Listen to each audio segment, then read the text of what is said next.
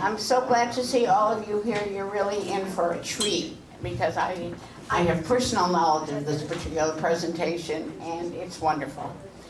Let me tell you first two announcements. Please turn off your cell phones or anything that goes ding or ring. And secondly, there are a bunch of flyers here of some of our OLLI programs, but other things going on of interest on the table there. Please notice those as you walk out.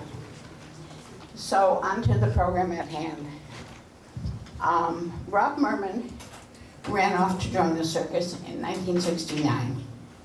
He trained in the art of mime with the master we've all heard of, Marcel Marceau, and he clowned with circuses throughout Europe, Scandinavia, and the former Soviet Union. Back here in the US in 1995, he was co-director of Ringling Brothers Clown College.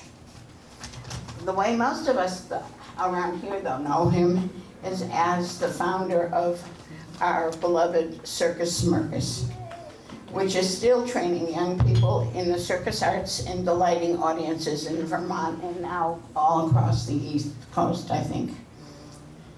What fewer of you may know is that a number of years ago, Rob was diagnosed with Parkinson's disease.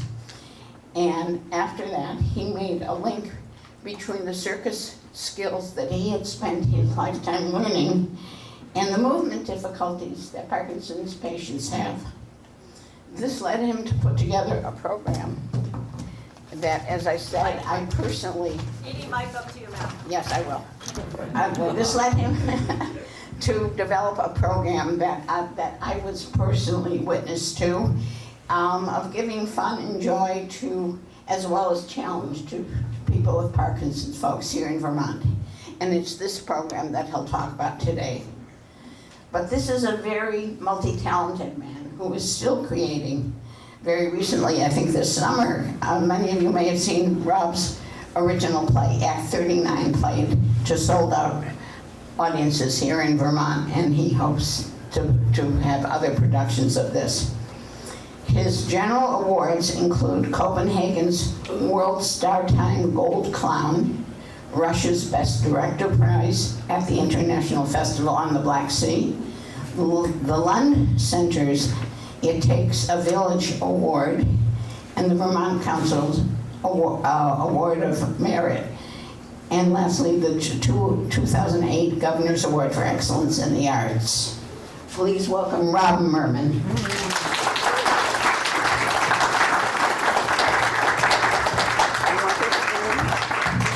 Sure.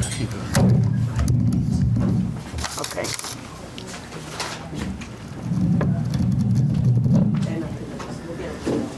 Hi, everybody. Hi there.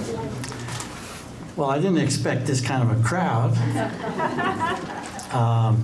Tightly packed. This is nice. It's been a while since I've been here at the Senior Center. It was about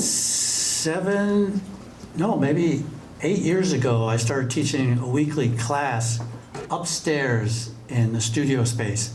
It was a weekly class for folks with Parkinson's. And part of my intention was to explore what was helping me and experiment with other folks at different stages of their Parkinson's journey and see if we could develop movements, games, methods of managing our symptoms. I had taken dance for Parkinson's, exercise classes, even boxing, they call it rock steady boxing for Parkinson's, and other things which were great fun and great exercise. But what was lacking for me was an analysis of daily movement. You know, and it's not just for folks with Parkinson's, you know, anybody in our generation, we have to keep moving, we have to get some kind of exercise, but it doesn't have to be always going to an exercise class, getting in the car, driving somewhere, wearing special clothes, sweating for an hour, driving home, taking a nap. what about how we move through daily life? You know, how can we be aware of our movements and make daily living the exercise? That's what intrigued me. And as Edie said, my training in mime was the perfect way for me to utilize these principles for managing Parkinson's symptoms. Because the art of mime is all about analyzing movement and visualizing how you want to move correctly. And after you visualize, then do it. You know, and I discovered that any action that I do during the day, I could turn into an exercise. Even something as simple as opening the refrigerator door to get some food. You know, normally the handle is right close to you. So I would step back away from it and do a kind of a lunge whenever I wanted to get food. It's good for your diet. Yeah. Instead of just opening the refrigerator door, no, it comes inward like this. If it was here, I would step back. So I would have to lunge to open that damn door to get my piece of cake and close the door. And it's a matter of balance, shifting weight. So anytime you're going to, say, put on your clothes, how do you do that?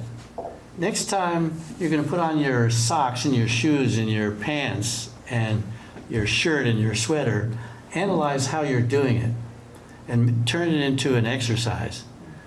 That's what we would do in mime class with Marceau, is that we would analyze how you move in daily life, and then for the stage, you would transpose that movement. You didn't want to imitate it exactly, but you would transpose it into a more broad movement. So, you know, how do you put on a shirt? How do you put on a jacket? Think about it. Yeah, there we go.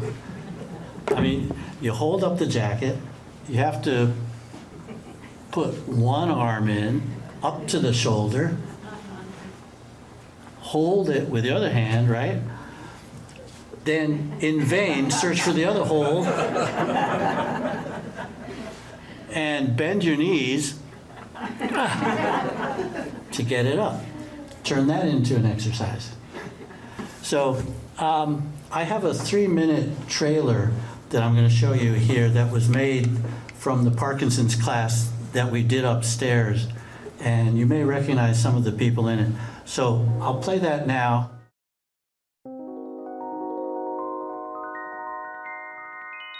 I'm Rob Merman. I'm a mime and circus clown.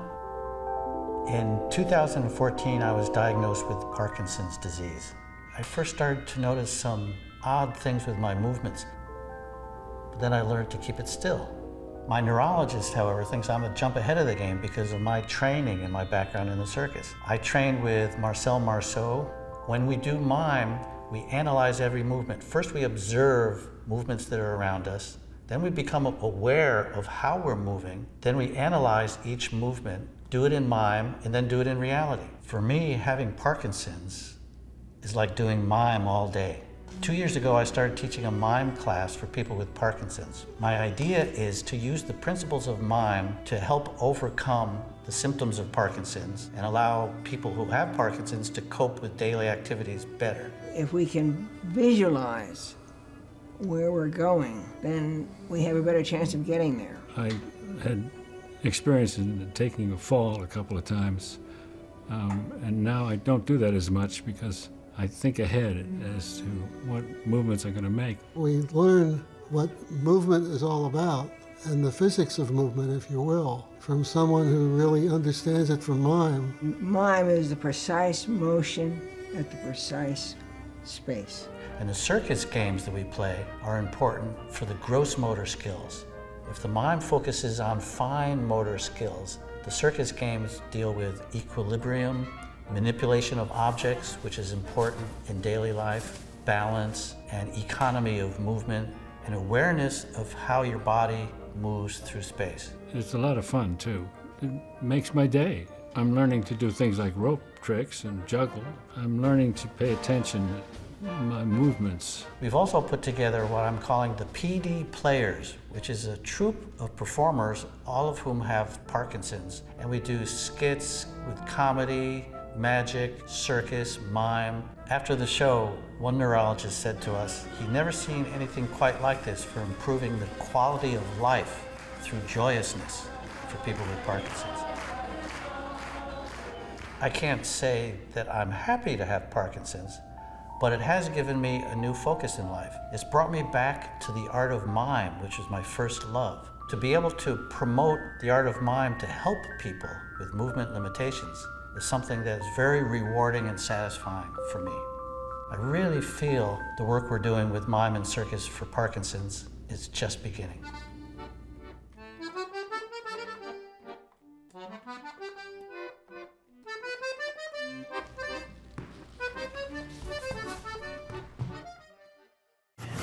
So that was just upstairs, that class. Несколько минут серьезной музыки.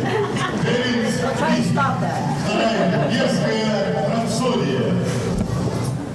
All right. Allison, you could just close the cover.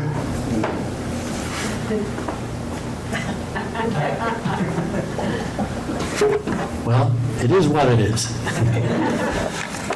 What I did recently was I made 5 categories of trying to explain the techniques and principles of what we were doing in that class. The first is the art of mime, or what I call mimefulness. As I started to say before, first it's an awareness of movement, then you observe your movement, then you analyze it, visualize the proper movement, do it in mime, and then do it intentionally. These are basic principles of mime. The second category I call the rhetoric of gesture. Think about how many of you actually gesture in real life. Say you're at the dinner table or at a restaurant. Next time you're at a restaurant, observe people around you.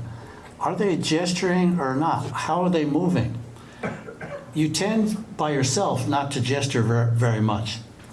I'm very aware now that I'm gesturing with this hand, and as I'm gesturing with this hand a lot, as I'm talking to you, what goes through my head in a different channel is, okay, Rob, put that down and gesture with the other hand. So there's always these thoughts going on. And I don't know if that's just with Parkinson's. Parkinson's folks know that we have to think about every movement that we make all day. How's our posture? How are we gesturing? So in the class, I remember we had to practice gesturing. You know, there was this palm up, palm down, pointing sometimes, shrugging your shoulders with both hands, both palms up. Try that at home next time you have a conversation with somebody and see if they think you're exaggerating or not. It's an expressiveness. And facial expression too, body language. So that's the rhetoric of gesture, that with Parkinson's we have to relearn how to gesture.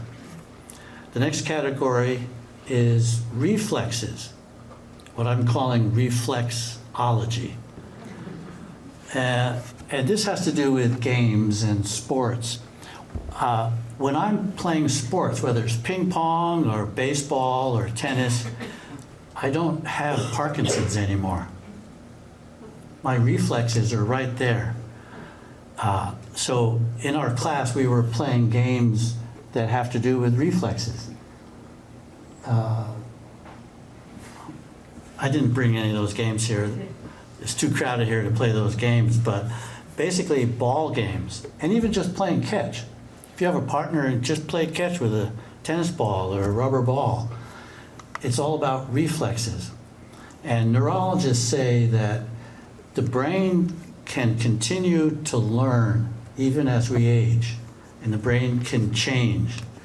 And I think reflexes, which is an automatic reaction, is people with Parkinson's start to lose that automatic action.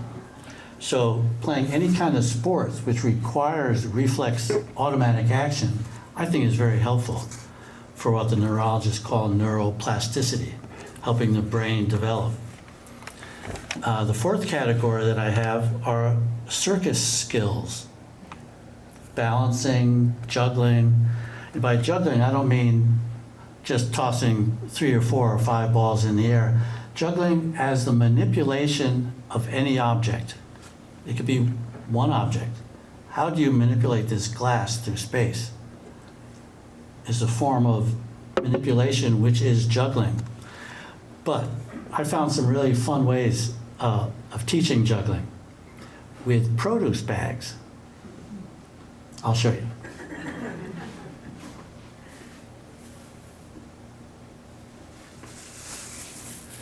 Next time you go to the supermarket, pick up some produce bags.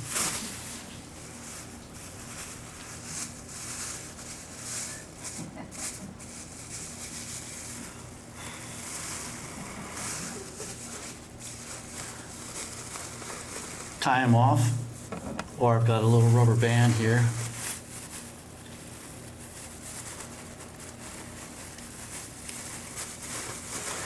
And the nice thing about these produce bags is that they float so slowly. You can easily catch them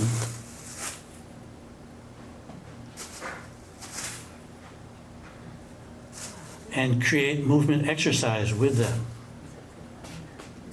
One hand to the other hand. Spin around a couple times. And with these, the way they float, you can easily juggle 3 or 4 of these, keeping them in the air. I used to have some of these already blown up, sitting on the floor behind my couch. Every time I would walk into the living room, I'd pick these up and start juggling with 3 or 4 of these. And in 5 minutes, it's really good exercise. Here's another way you can learn to juggle at home.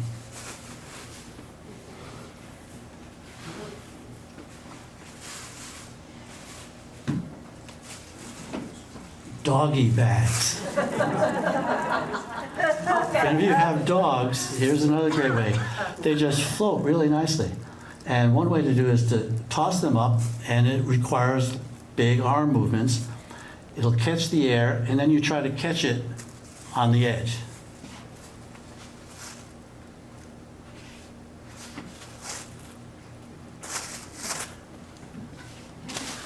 And again, you can easily keep 3 or 4 of these. And in 5 minutes, you'll be breathing hard, and there's your exercise for the day. Then you take a nap.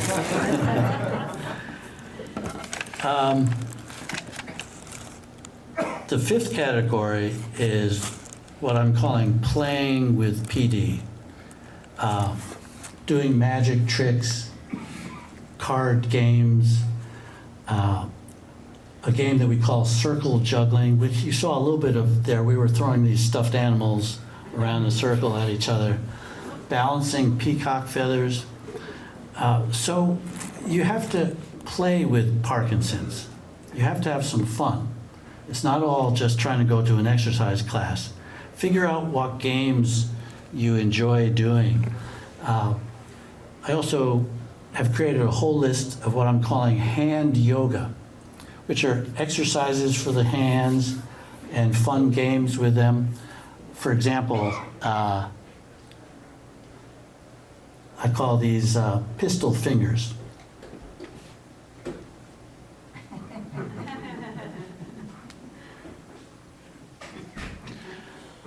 At first, I couldn't do this without concentrating. Now, I don't even think about it. Okay, everybody try this. Make 2 fists, 1 thumb up, the other index finger points to it. Now you're going to switch. This thumb and the other finger points. Yeah, don't look at my fingers, look at your own. Practice that.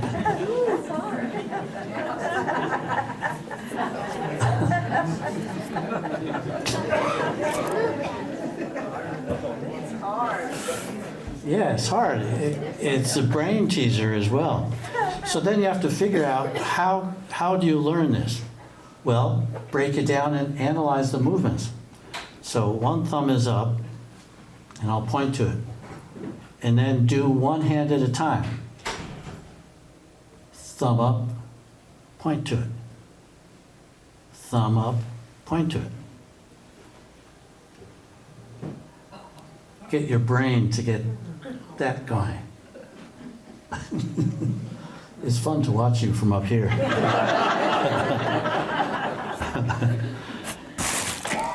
Okay, try this one.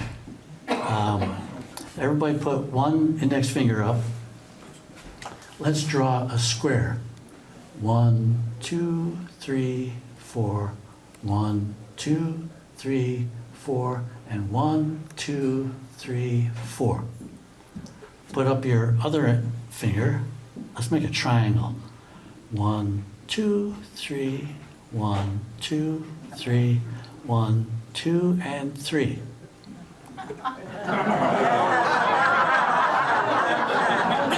A square over here, a triangle over here. Concentrate on your own design. See how you do. Go for it. But not at the same time. At the same time.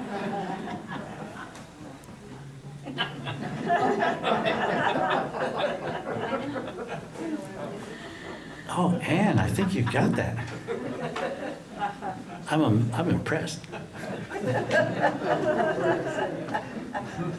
Yeah, it's another brain teaser. But what's happening neurologically while you're trying this?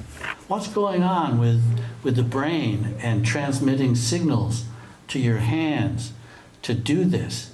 You know, how come now I could do this without even thinking about it?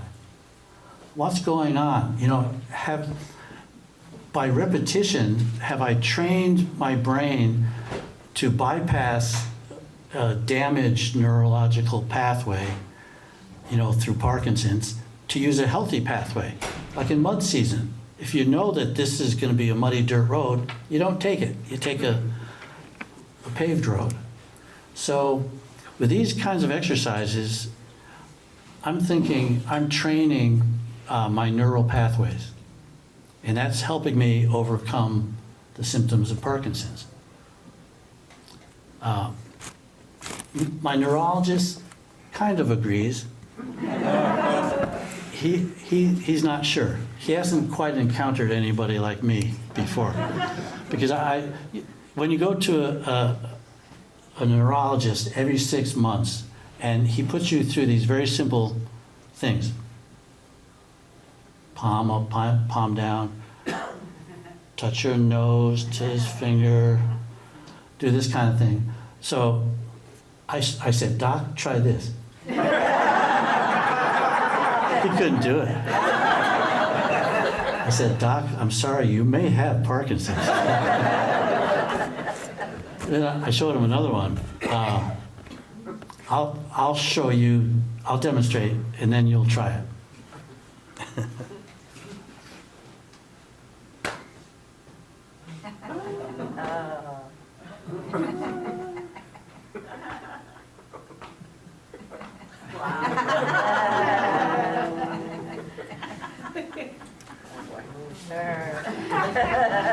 Okay, we'll go slow. So slap your knees, grab your nose with one hand, the ear with the other, slap across the other ear with the other nose, the other side. Cross in your hands, yeah.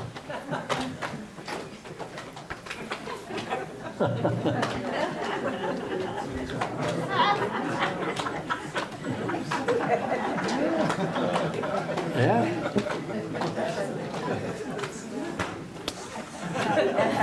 This is actually a Laurel and Hardy thing. There's an old Laurel and Hardy movie where Stanley and Ollie are sitting at a restaurant waiting for their food, which is taking forever. So Stanley gets up to go to the bathroom, but before he does that, he just sits there and does this. Then he gets up and disappears. Ollie is looking at him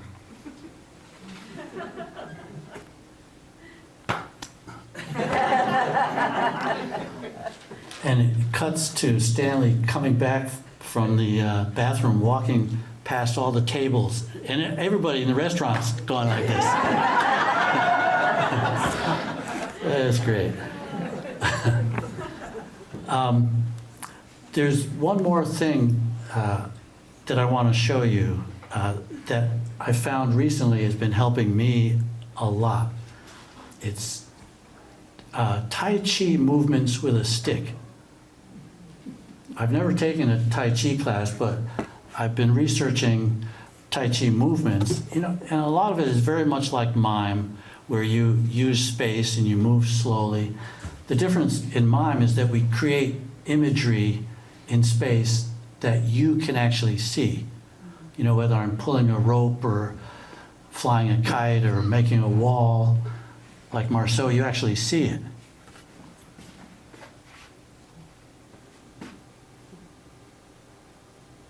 So I create the image there in space.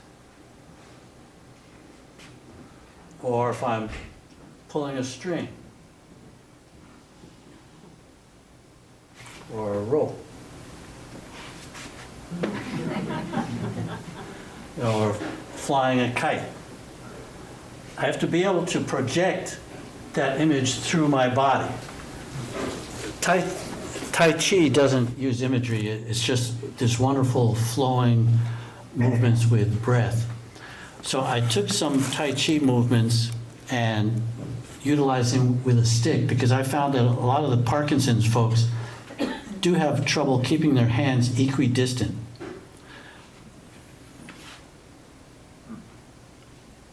You know, they'd be going like this. But using a stick really helps keep the hands equidistant, and using a prop is very helpful too. But before I show you this little demonstration, I want to answer any questions that you may have about anything that I've talked about Parkinson's, about mime, about exercise, circus, anything you want to know. Now is the time to ask me. Yes. Are any of your exercises good for balance? Are any of my exercises good for balance? Yeah, absolutely. I would say all of them. Again, when we're analyzing movement, any kind of exercise, we're focusing on the balance and the breath.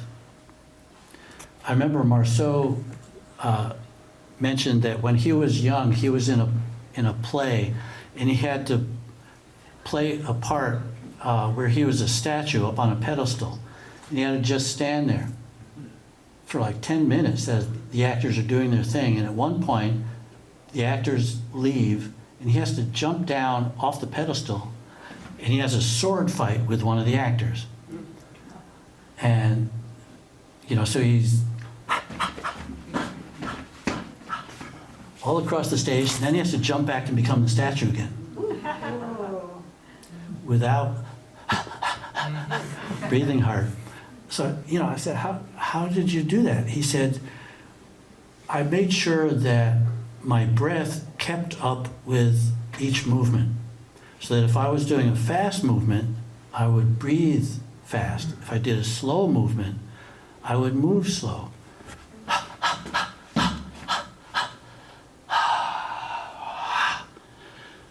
So that way his breath kept up with his movement, so then he could just stand there without breathing hard. Very clever. Yes? I'm struck by those split attention, you know, doing two different things, exercises, and they're like Gurdjieff movements too. They're, you know, that are, and I've always read that those are about left brain coordination. Do you know anything about the neurology of that, or do you ever think about left brain, or not so much, just that it's multiple things to pay attention to? Yeah, left brain, right brain. I don't really know the neurology of all that. There is something that does fascinate me neurologically. There's something called paradoxical kinesia. And I've asked a lot of neurologists about that. And yes, they've heard of it. They don't know much about it. But in my research about Parkinson's and neurology, I came across this term. Of course, it attracted me immediately, the word paradox. Paradoxical kinesia. So that's when someone who has a movement disorder of any sort, for some reason, through some stimulation, can for a short period of time move perfectly well, perfectly smoothly. For example, there's a concert pianist who has bad tremors. He can't control his tremors, a dyskinesia. But you put him in front of a piano, and he sits down at the piano, and suddenly, perfect. He stops playing, tremor. On YouTube, there's a fascinating video, many years old now, I think it's from somewhere in Scandinavia, where these two nurses are leading a gentleman out of the hospital to go outside. And he's quite old, his symptoms are very advanced, he's stooped over, he's got bad tremors, he can't move very well at all. It's very much like this. Parkinson's at an advanced stage. You know, like you see Michael J. Fox now, he's more and more advanced with his symptoms. He used to be good at controlling his symptoms, but he can't hide them anymore. He's had Parkinson's for over 30 years. Well, this gentleman in Scandinavia, he's being led outside by these two nurses up to a bicycle. They help him up onto his bicycle, and suddenly he's sitting up straight, he's riding the bicycle all around the parking lot, in between the parked cars, no problem, smiling. He comes back to the nurses, they help him off the bike, and he's back to tremor. What the heck is going on here? How does the brain do that? Why are the neurologists not studying this more? For me, it's an example of the brain suddenly saying, okay, I'm not going to have this damaged neural pathway directing my movements. I'm going to take a healthy pathway, and I'm going to ride that bike. I'm going to play that music. You know, playing sports. I have no problem at all playing sports. So my idea is that if this paradoxical kinesia impulse, as I call it, can be developed purposefully, why can't people who have a movement disorder learn to switch on that paradoxical kinesia impulse when they need it? So, you know, anytime I meet a neurologist, I say, can you help me figure this out? How do we explore this? So all the games that I was doing with my Parkinson's class, the juggling, the tossing things, the reflexes, the gesture. Another one of the things we did, I put on a medley of music, some classical, into some jazz, into some folk, into some rock, and we would conduct. And I researched designs that conductors use, basic designs, you know, 3/4 time, 1, 2, 3, 1, 2, 3, 1, 2, 3, 4/4 time, 1, 2, 3, 4, 1, 2, 3, 4, and do that with both hands, you know, sort of like this thing. But you're getting movement, you're getting exercise, and you're having fun listening to the music. I remember when I was first diagnosed with Parkinson's, my reaction in the doctor's office was curiosity. I thought, that would explain a few things. Like when you take a shower and you wash your hair, you know, you're scrubbing like this. Well, my right hand was doing just fine. My left hand couldn't keep up the same rhythm as my right hand. And I'm thinking, what the heck is that all about? Because I've trained myself more or less to be ambidextrous through juggling. So Parkinson's affects me more on the one side. So I had to focus on practicing working with my left side and giving it orders. Sometimes I would have a little tremor here if I'm just resting my arm on the table or something. So as soon as I become aware of it and observe it, I analyze it and I say, just stop it. Okay. What is going on neurologically? You know, I don't know, but can I give myself orders like that to overcome some of the symptoms? Fortunately, my symptoms are slow moving, and with all the mime training and the circus training, which is all about balance and manipulation of objects, has that helped slow the development of Parkinson's? Hard to know. I like to think so. And I was diagnosed 10 years ago. I'm doing okay.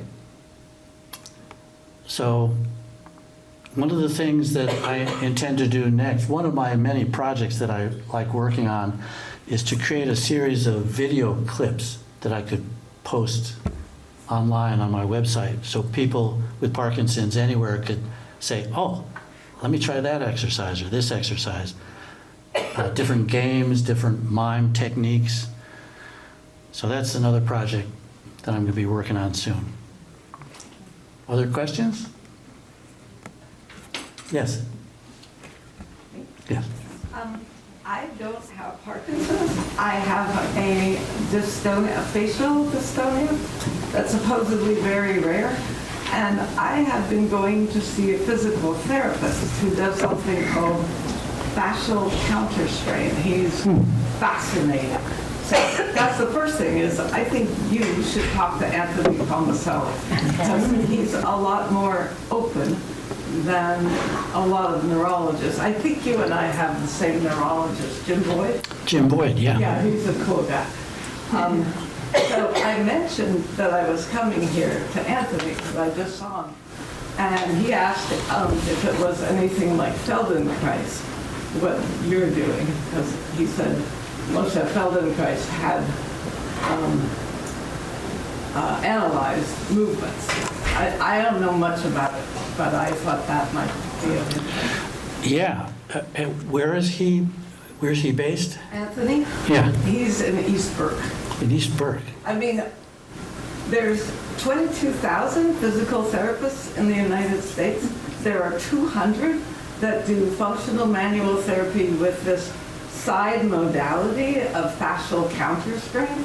And Anthony is one of the top practitioners. Huh. I found out about him because my daughter's had a migraine every day for a year. And he's the only thing that's been keeping her functional. Interesting. I have not heard about that condition.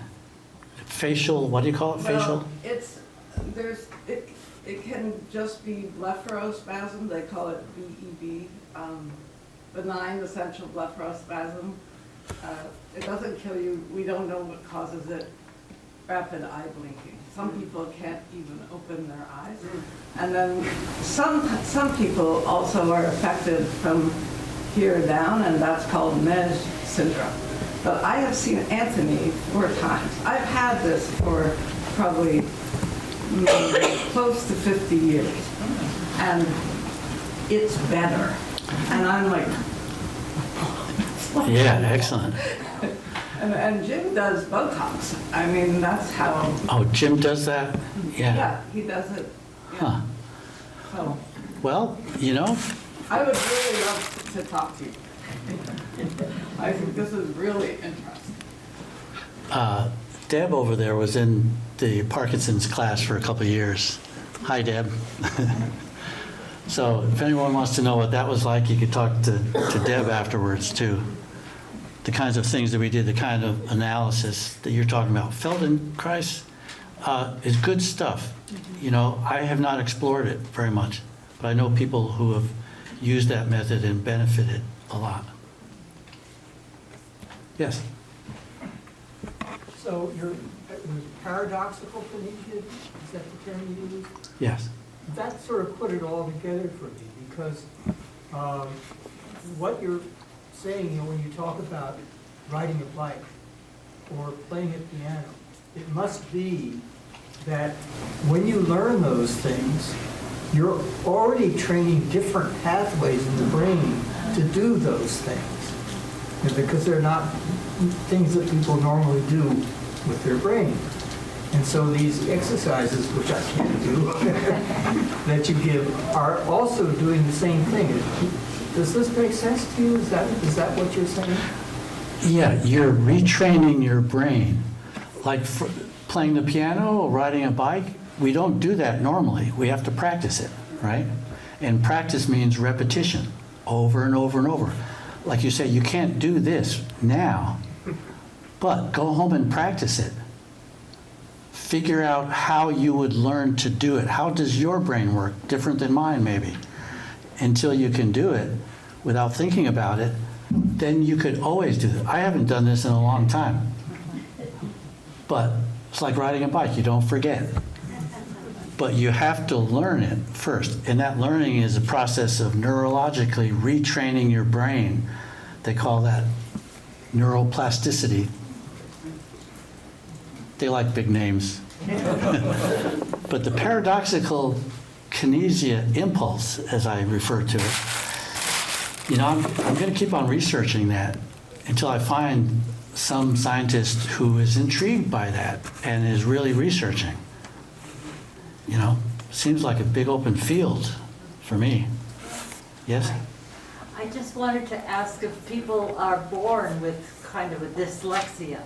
I have always had trouble doing any kind of physical manipulation, or I don't know my left from my right.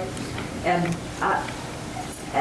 then there's also tardive dyskinesia. Have you ever tried with any of these other things other than Parkinson's? Or is anybody working on that at all? Tardive dyskinesia is something you get from taking a lot of medications for mental health. And it's very debilitating, and I just wondered if anybody's doing anything on that. Yeah, the same thing with Parkinson's medications. Some people who are on meds for a long time, the meds start to affect you. Like I'm still on a low dose of L-DOPA, the lowest dose. But a lot of Parkinson's folks, if symptoms get bad and they have to take more meds, that could lead to the dyskinesia. You know, when you talk about your problems with dyslexia and being able to work both sides, I don't understand how we are all different from each other. I have a brother who's just 1 year older than me, and he can't figure me out. So he's a child psychologist. I think he went into that because he wants to figure me out. But I have no trouble visualizing things, which is why doing mime is so easy for me. You know, if I say the word red juicy apple, I see that apple in my mind. My brother doesn't. He said, I don't visualize, Rob. I said, really? You know, if I say the word elephant, he doesn't see an elephant. He sees the word spelled out, but not the image. How about you guys? So if I say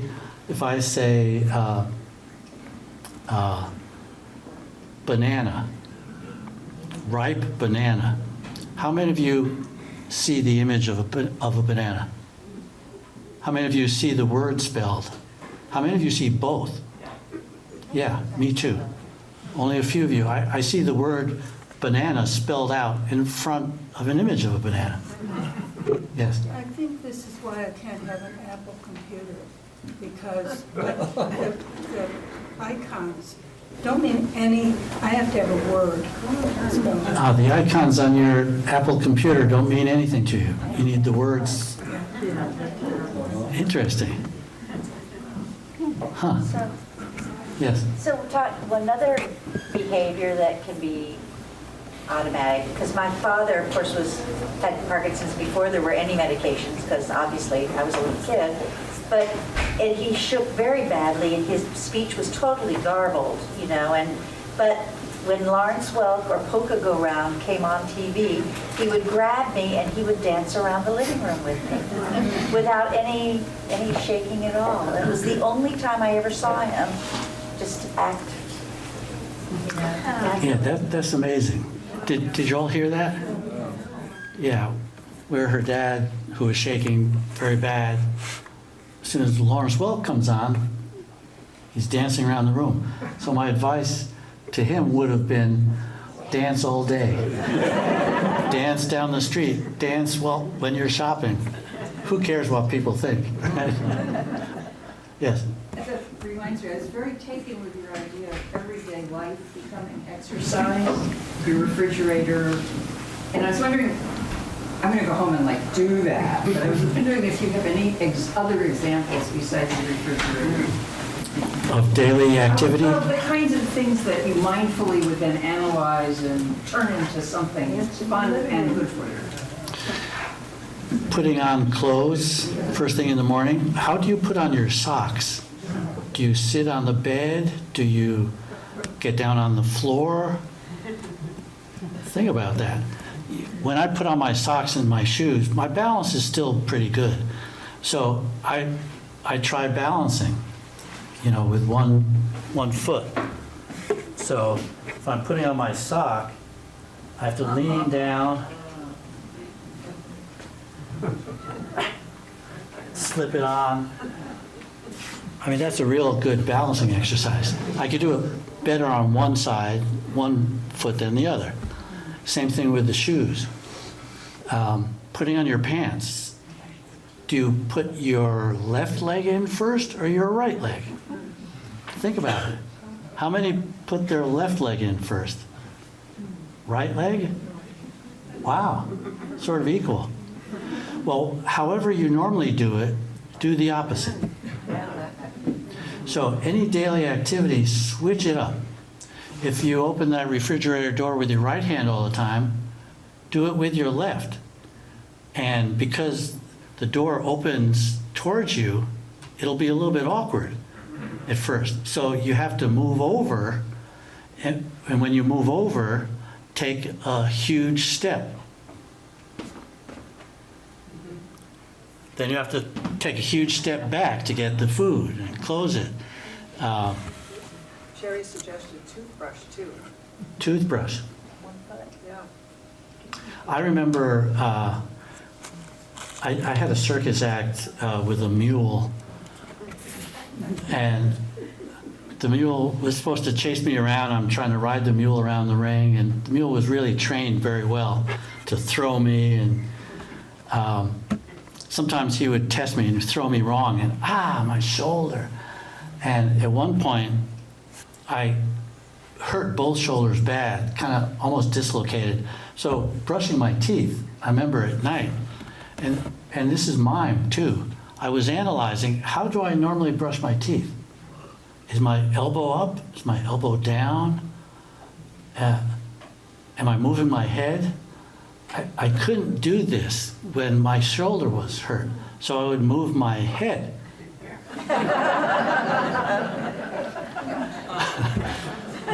So if you ever hurt yourself and you're wearing a cast on your leg or your arm, you have to figure out how to move differently. And that's the same thing with Parkinson's. So I would say become aware of any daily movement, and once you become aware of it, switch it up. Say, I'm going to do that with my left hand. And what does that do neurologically? I think it's training your brain. Yes? I use an electric toothbrush, and you're just supposed to move it. Just slowly move it. But that's I was thinking about this exercise that you did, like this. Yeah.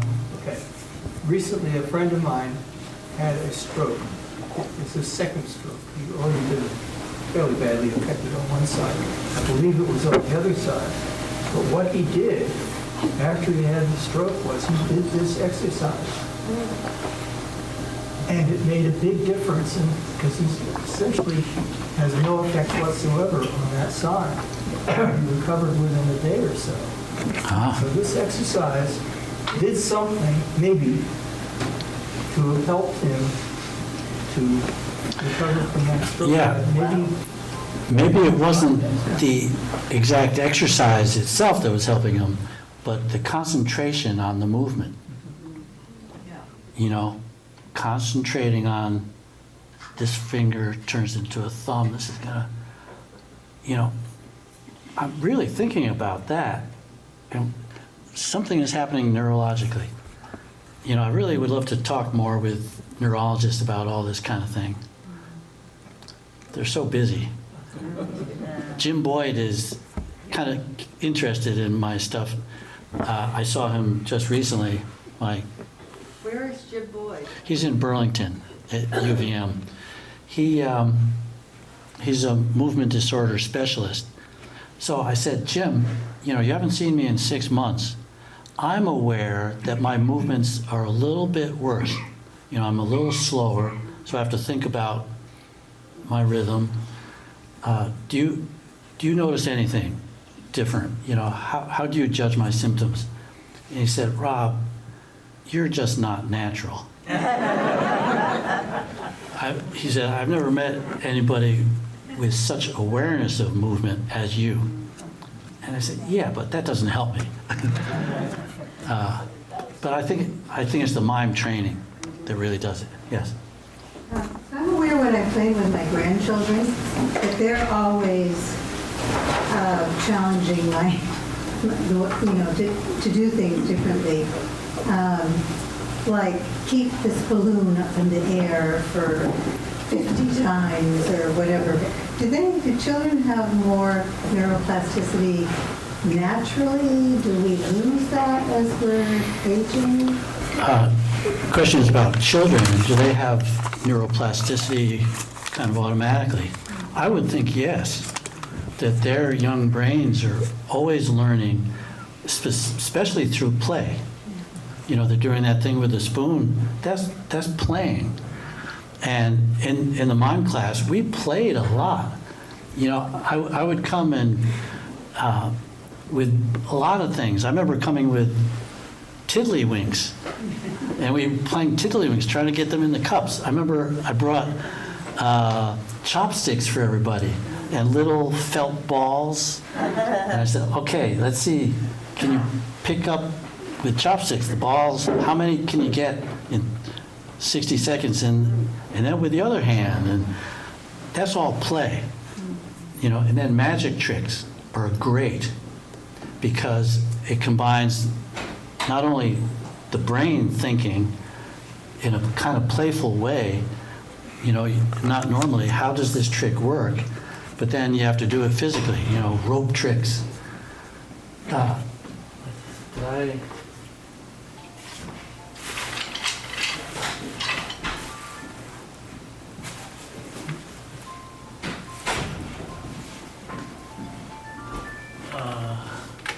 Here's a rope.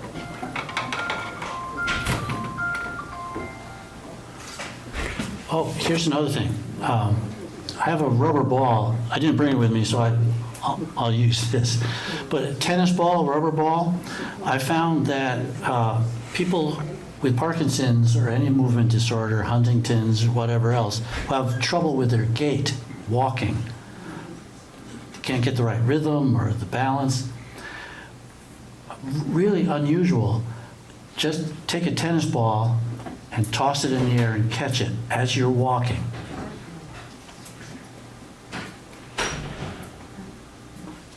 And suddenly, boom, they were walking much more rhythmically.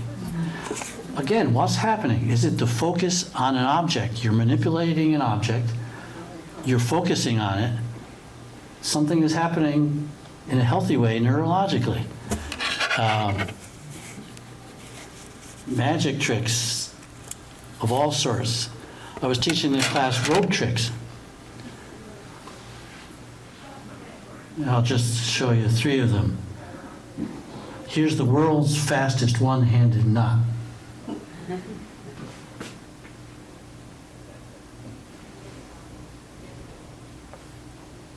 Wow. Pretty fast. Yeah. Here's tossing a knot. Oh, missed it. Wow.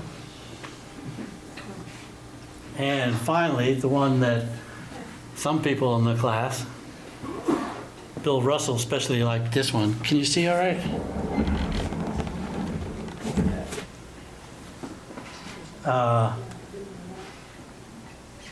Pulling a rope through your neck, through the bones and skin and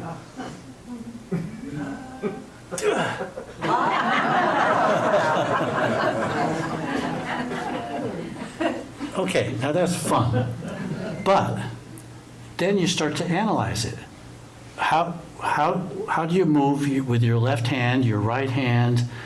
What's the rhythm of it? You know, fast and slow. So you analyze the movement and suddenly your brain is being retrained. Oh, here's a little toy that you can play with. And if you have grandkids, they would love this. It's called, you can find this for like $2 or $3 on Amazon. It's called a flow ring. Like a metal bubble. Wow. Is that cool?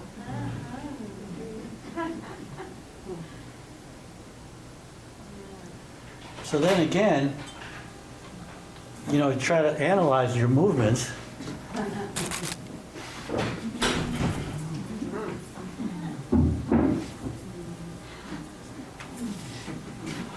And you turn that into an exercise. You know, as you're moving around, as you're balancing on one foot, as you're raising your arms.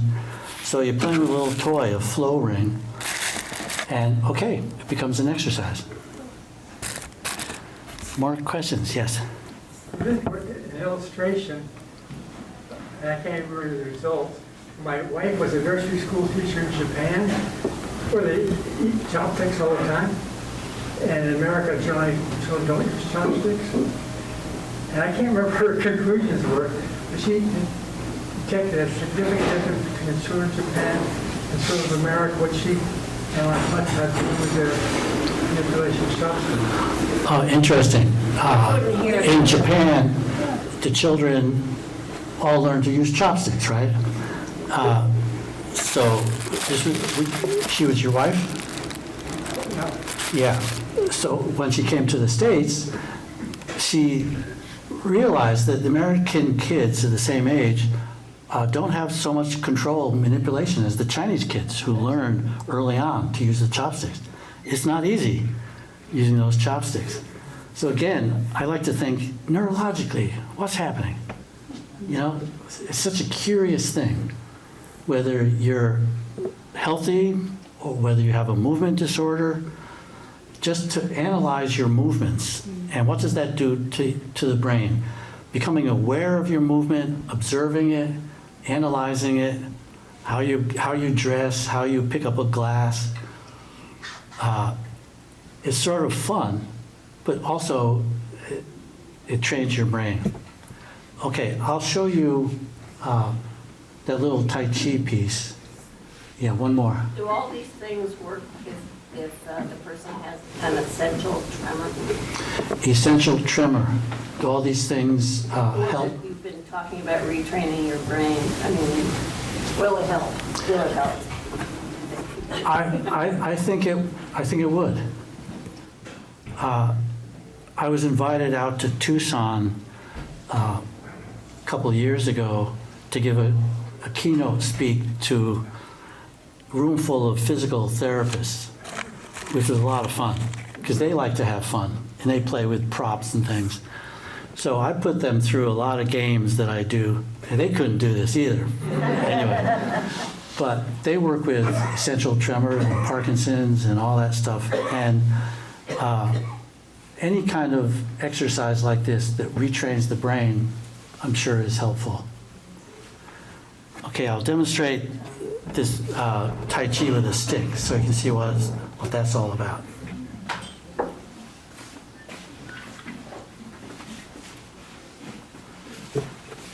And normally, if I'm teaching this to a class, I would do this sitting in a chair, so they don't have to move around a lot. I'm working on different movements as you move in different directions, but I'll do this all in one spot.